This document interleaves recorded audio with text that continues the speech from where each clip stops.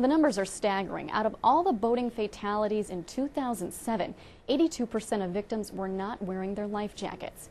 With plenty of summer weather still ahead, Coast Guard Petty Officer Adam Eggers has some tips for us on how to stay safe on the water and how to be prepared should something go wrong. One of the Coast Guard's core missions is ensuring safety on the water. During the summer months, that means recreational boating. Coast Guard auxiliary members, the service's volunteer force, conduct vessel safety checks. These examinations are free of charge, and if any violations are found, no fines will be issued. If we find a discrepancy, it's between the inspector and the boat owner, and they have an opportunity to correct it. On this morning, auxiliaries are conducting vessel safety checks at the Fort Belvoir Marina in Virginia.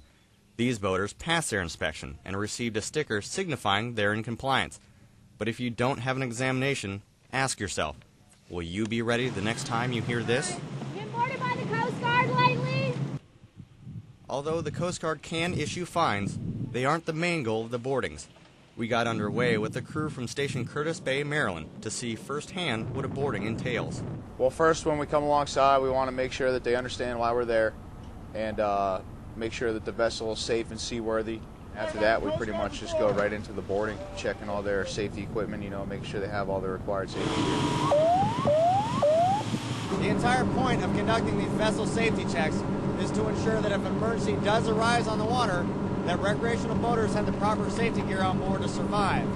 Well, something did happen tonight. We're actually on our way now to search for 2 people from a capsized boat.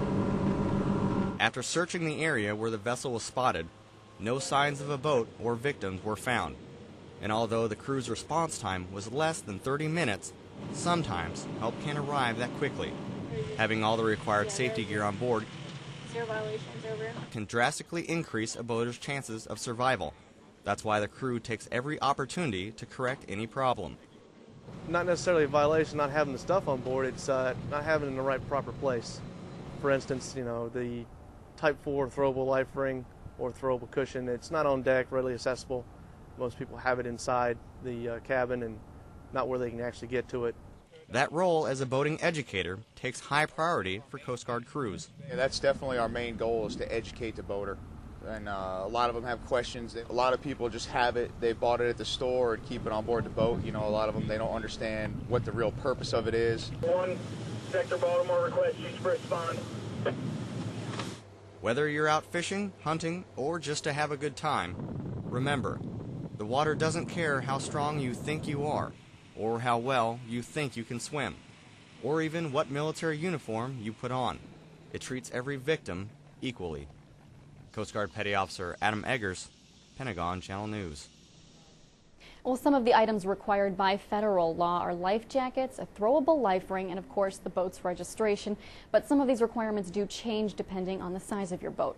For a complete list, visit uscgboating.org. There you can also request a vessel safety check and sign up for a boating safety course.